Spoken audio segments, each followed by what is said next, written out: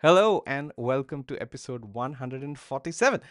We are calling it The Thing. It is, sorry, Thin Thing. It is not a reference to the wonderful science fiction movie or the other story. It is a song, and Tony will explain. But my name is Dr. KK, and I'm the innovation officer at Trinka. And Tony, why are we calling it The Thin Thing?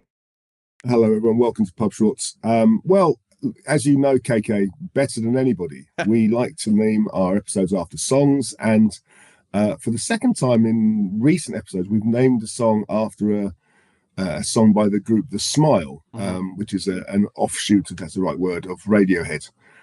This particular song, Thin Thing, and the theme that all the songs have got something to do with the world of, have some kind of link in, tenuous or not, with the world of research publishing. Uh-huh. And this particular song, Thin Thing, captures the thin line between machine and humanity, between humanity and AI. Yeah. With science drowning in slop and Mhm. chatbots infiltrating surveys, and the ongoing debate about what AI can really do. I mean, the song's not really about that, but the song does talk about Yeah. that sort of link between man and machine. Yeah. What a perfect segue, because we are talking about lots of tenuous things and responsible uses of AI in the context of scholarly publishing. We're So, nothing if we're not tenuous, KK. we are.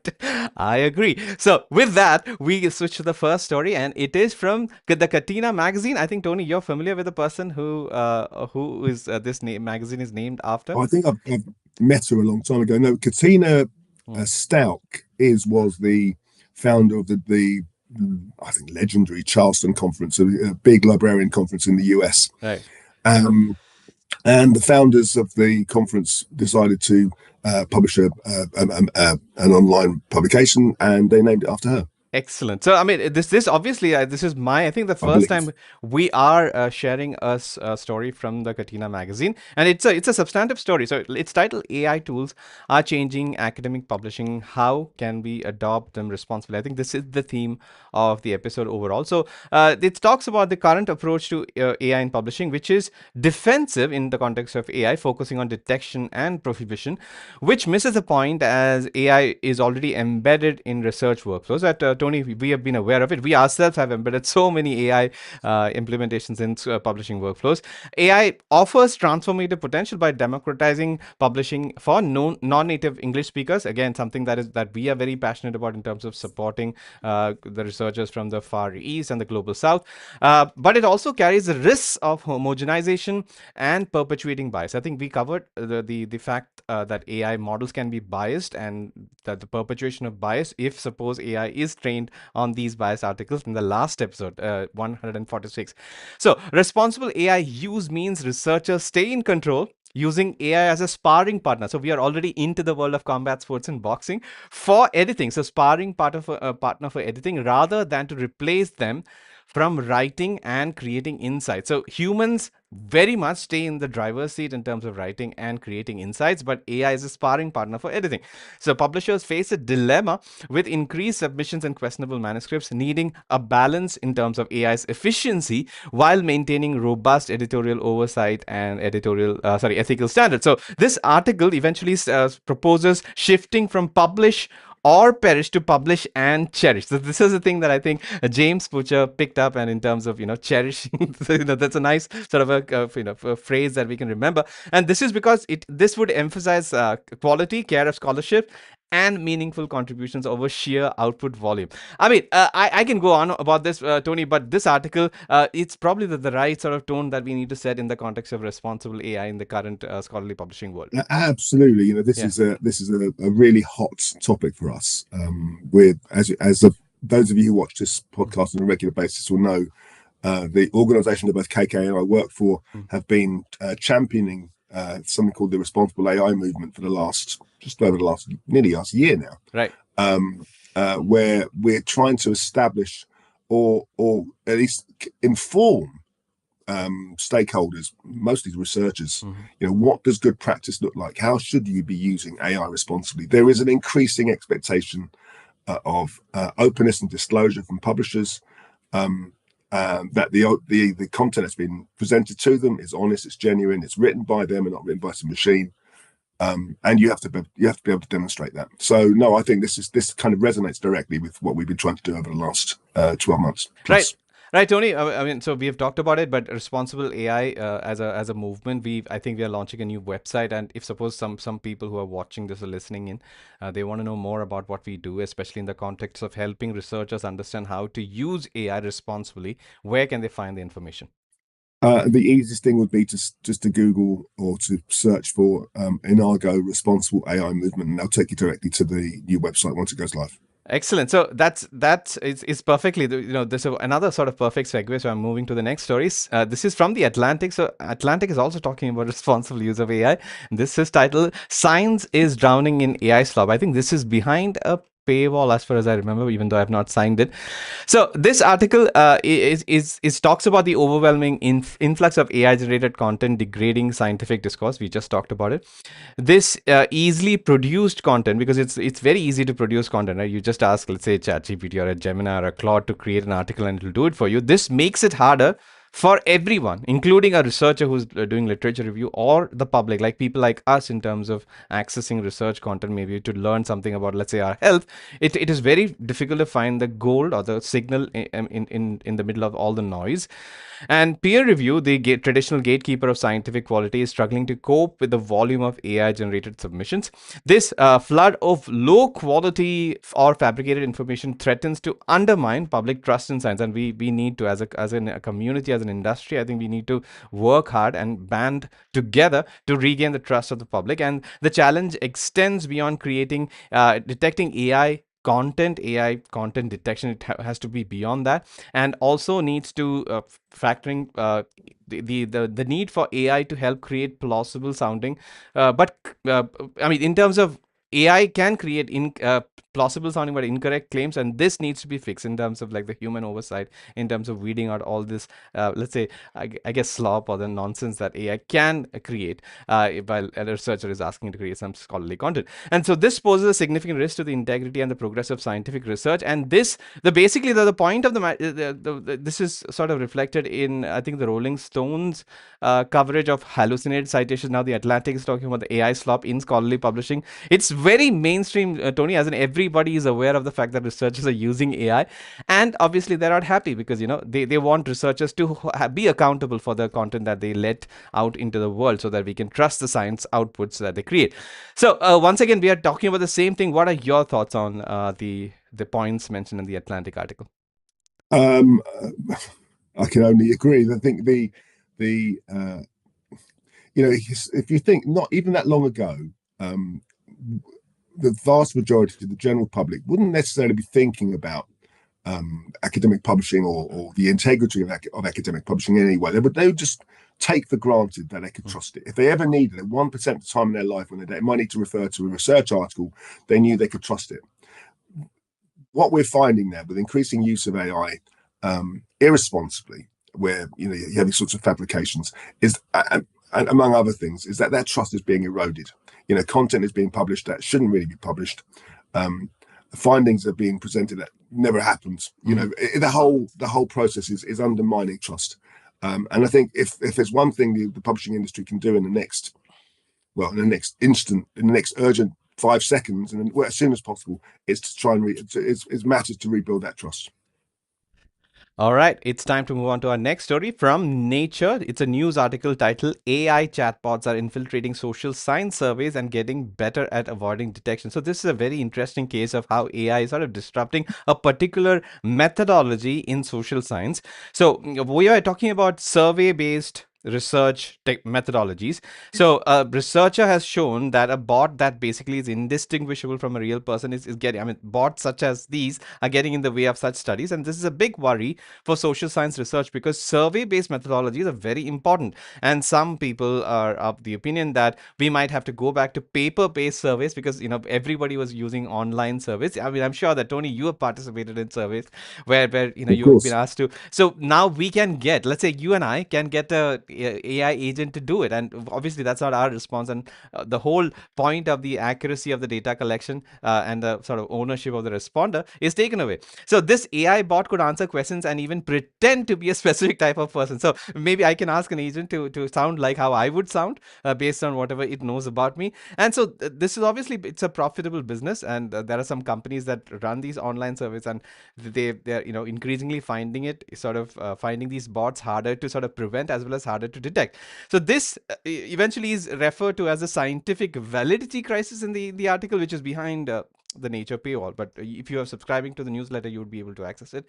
And this again is another problem in terms of the legitimacy of science. We talked about scientific outputs being in question. Now the scientific research methodology, especially in the context of survey-based, social science, I guess, research, is also in question. So what do you think? I mean, what should let's say social science journals do in terms of preventing such a thing from happening, and maybe even researchers? That's a difficult question. I Mm.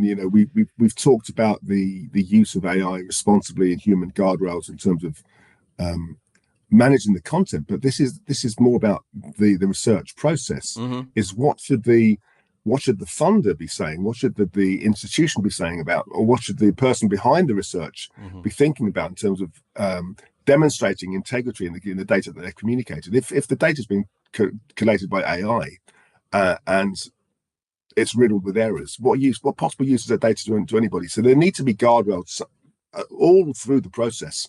Whether it's at data curation, data collection, data communication, research communication, whatever the state, there needs to be human guardrails in place. And this is a really, really good example, I think. So this is a particular sort of, I guess, niche sort of feel within the responsible AI sort of movement. Do you think that there needs to be researcher education workshops and webinars? Maybe some of the stuff that we do in terms of educating how a researcher, if they're responding to, let's say, a social science questionnaire for a actual scientific research, should not ethically, I mean, should try to answer these questions themselves instead of letting an AI bot, that kind of a thing. Should we also let researchers know that they are supposed to be sort of accountable while responding to these surveys? Well, it's long surprised me, KK, that there are sort of global standards in place for research communication. I remember one of the first things I did when I joined Inargo 10 years ago, Mm-hmm. as a consultant, as an advisor, was to participate in various Mm-hmm. workshops where we were trying to present um, best principles in research, and not we weren't talking about AI specifically. We were talking about the need for global standards, and how anyone who's doing any kind of research from master's level upward had to have some Mm-hmm. kind of ISO DIN kind of standard research program presented to them, so they understood what does this actually mean, what does ethical integrity mean, what integrity mean, what does good practice actually mean. This is all long before AI. So Right. all AI has done is to expound the problem.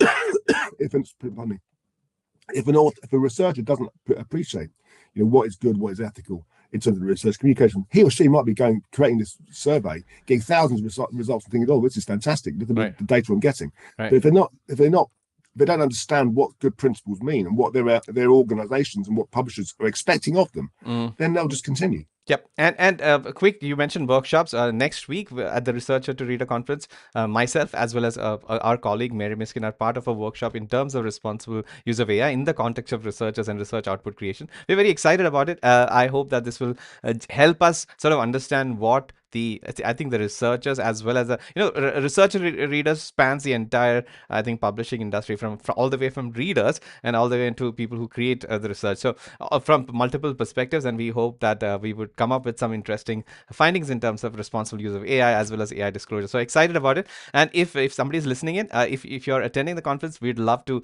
meet with you and discuss things with you. Please reach out to me. I'll be there. I look like this, and you can find me on LinkedIn as well.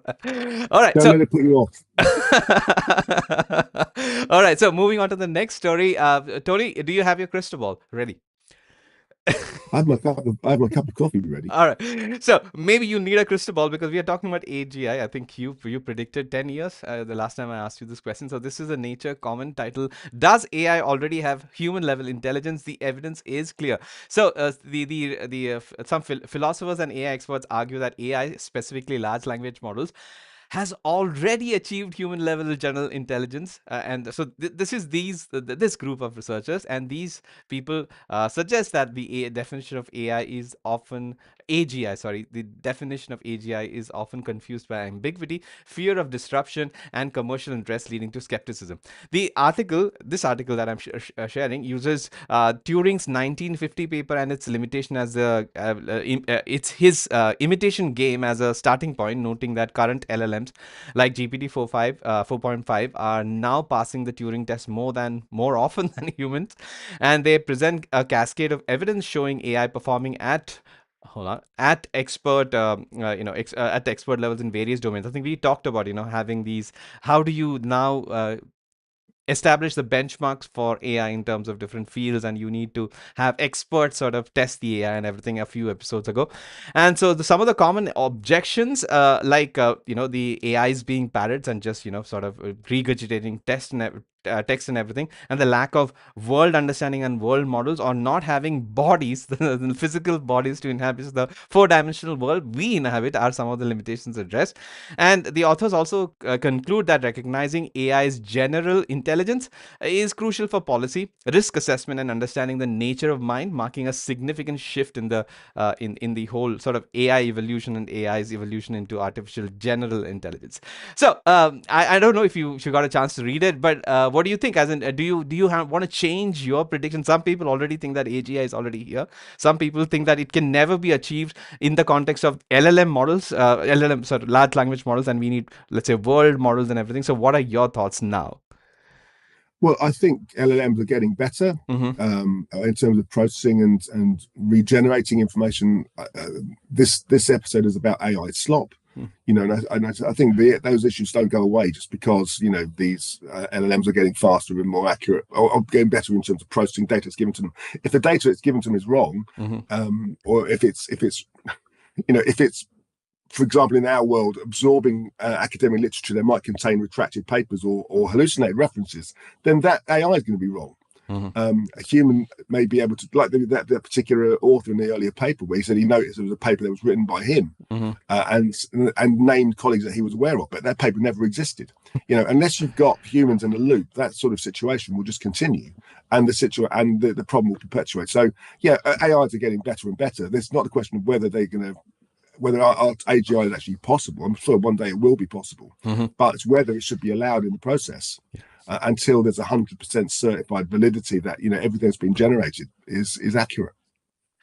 All right, so another future sort of thinking episode, this time from New York Times. It is titled, Where is AI Taking Us? Eight leading thinkers share their visions. And so if you're wondering who those eight leading thinkers are, these are the ones. And you will find some people who you may have read books of or seen videos of. So this article, it's from New York Times, features these eight thinkers discussing their visions for future of artificial intelligence. And they share their predictions on AI's impact in areas like medicine, programming, scientific research, transportation, education, mental health, and art. So many of these experts, you can see their comments and their thoughts here. It's a wonderful read. Many experts believe that AI will become integrated into everyday tools, making processes more efficient, but not necessarily inventing new fields. And there's a consensus that AI won't achieve true artificial general intelligence, AGI, within the next decade. So this is sort of counterpoint to what we just discussed. And its current capabilities are often misunderstood. I think I am increasingly becoming in this sort of skeptic in terms of AGI in the context of large language models. And they also say that while AI can assist in creative endeavors and data analysis, it still struggles. It's with the true innovation aspect of human creativity and nuanced understanding. So that basically means, especially from an artistic point of view, I think there's a lot of room, in the sense AI is not going to take over in terms of artistic creativity. Maybe you can think of music and videos and art and everything like that. But also that extends to, I think, scientific research, because it's all, I think, even thinking about I think metacognitive sort of aspects of research. I don't think AI is that capable yet. So for students, the advice is to learn how AI works, focus on critical thinking and creativity with and to learn with AI, to collaborate with AI tools rather than letting them do the work. So be a collaborator, but keep the critical thinking for yourself from a student point of view. So I think this is again something that we have talked about a lot, but you've spoken with educators and people from the institutions talking about how AI is disruptive in the field of education. Any further thoughts on this apart from whatever I've sort of listed here?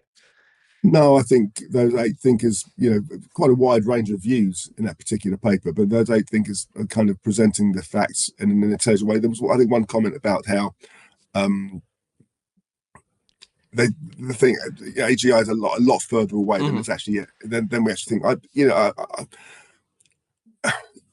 Are we ever going to get? What does that 100%? What does that point 100% actually mean? If it's what's the point where the processor consistently outperforms from a quality, from a quantitative, from a rational, from an ethical perspective, in 100% of cases? I think I'm beginning to think that may never happen. Okay. If there's one bad paper, if there's one mistake, there's one error, then it's going to floor all the findings, surely. And so, no, it's a good paper. Good paper. All right, the final main story. It is a follow-up to the last week discussed topic, why authors aren't disclosing AI use. This is a scholarly kitchen post.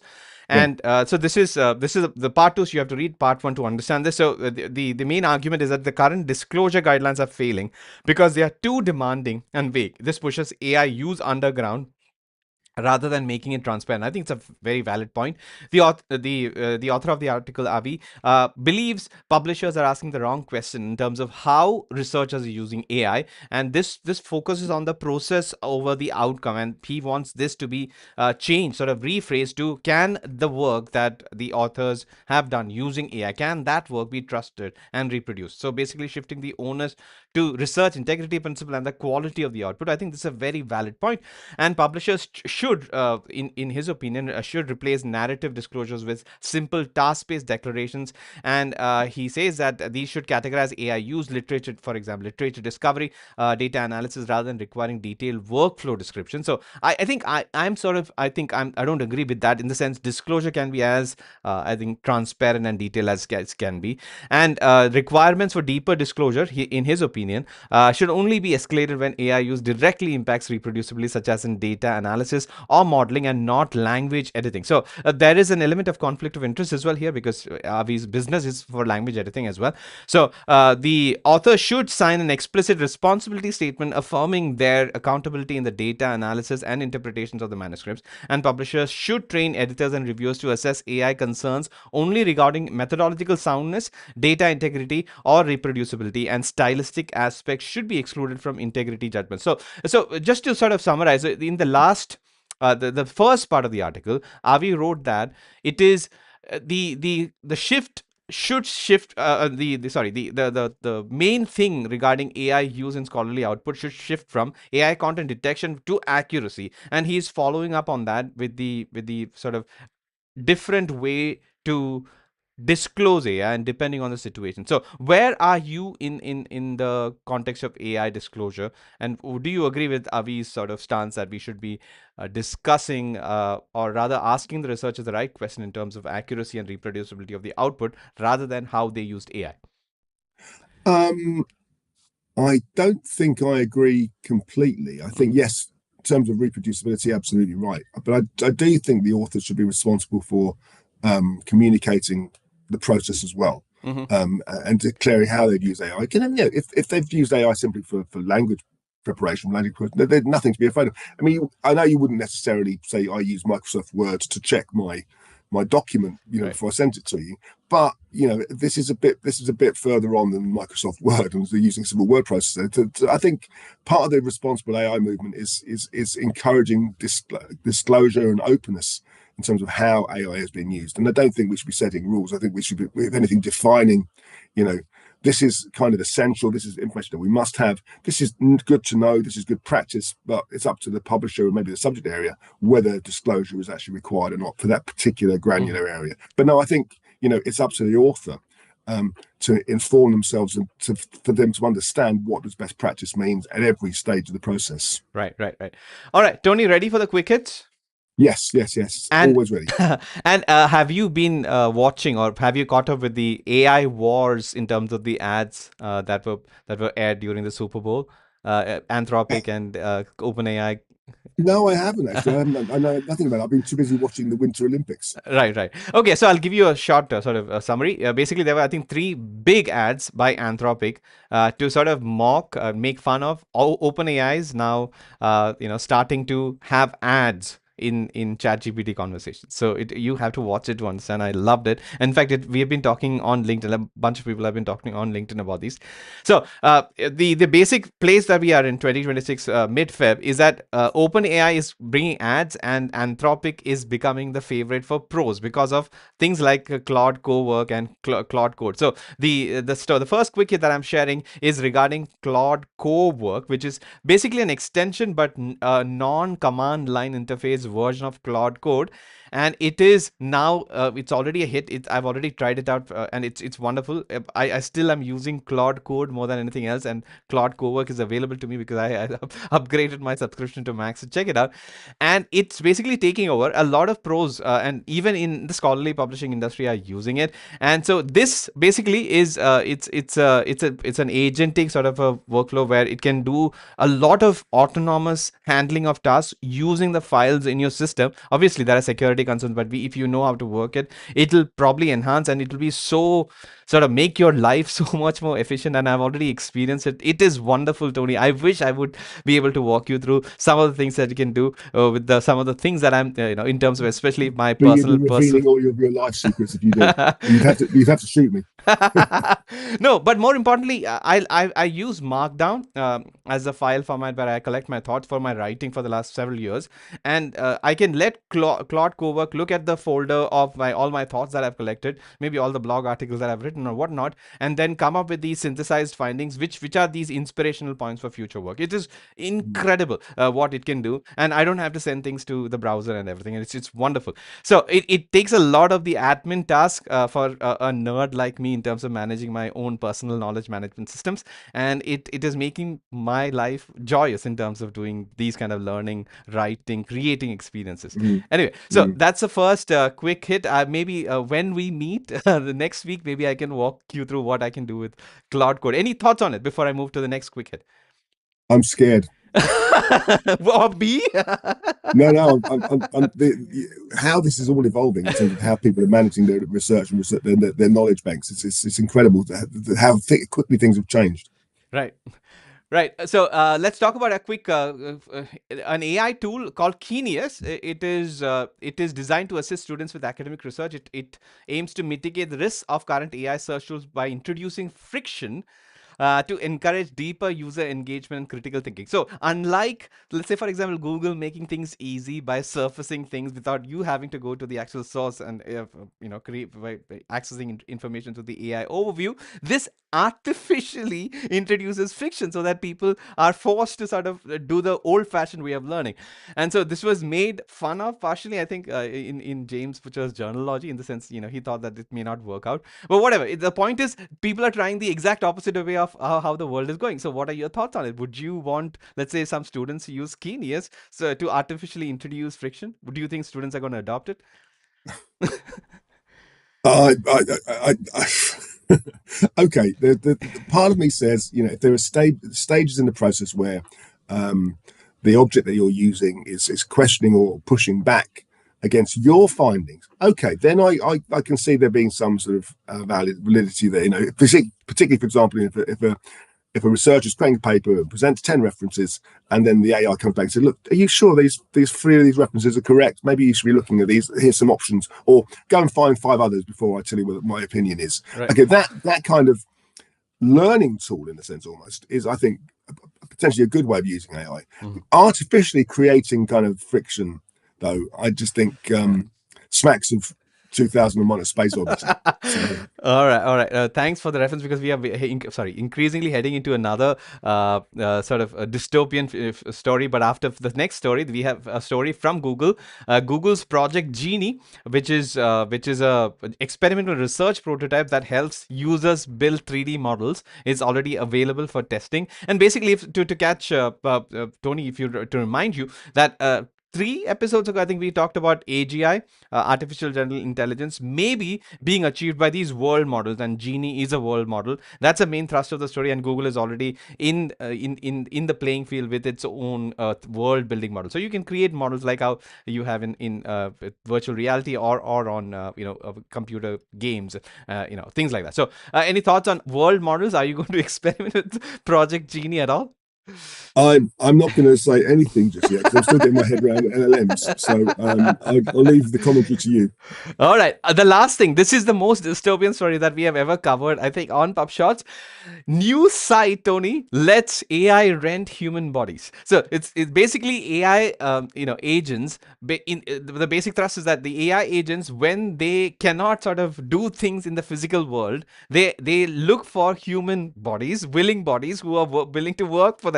So if suppose, let's say, your entire agentic task involves picking up a pizza after figuring out what your likes are, the last bit of it needs to be outsourced to an actual human. And this is what the site is doing. And robots need your body is a tagline for the article. So what do you think about it now? Wait. Okay, it's a clever article. I won't call it clickbait Yeah. necessarily, but I mean, all it's effectively doing is putting a new tag on a process already happening. The AI can't physically deliver the pizza to your door. If what it's just saying is that okay, it will organise your life, order your pizza, but we need to rent a human body to bring the pizza to your door. Then isn't that, what's the difference between that and Uber Eats? Well, the thing is that humans are working for AI, so this is the main thing, and it is very much in the, I guess, dystopian fiction, Neil Stephenson, William Gibson space, and I love it.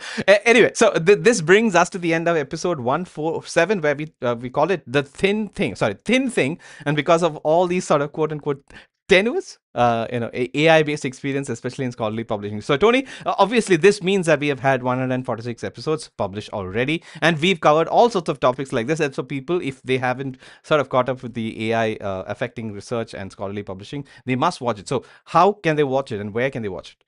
Well, I'm just thinking, if you've got a long plane journey coming up, what a wonderful way of spending 10 hours is to stream all previous 146 episodes, download them to your phone somehow. No, seriously, you can get them on. All the episodes of PubShorts are available on our PubShorts playlist on YouTube. Just search for the Inago PubShorts and you'll see all previous 146 episodes. This one will be up very soon, of course. And we urge you to press like and to share the content with your colleagues, and hopefully you find it interesting. If you do, let us know. If you don't find it interesting, let us know. We'd love to hear from you in the comment section. Yeah. And with that, we come to the end of episode 147, Thin Thing. We will see you in the next one. Bye, Tony. See you in the next one.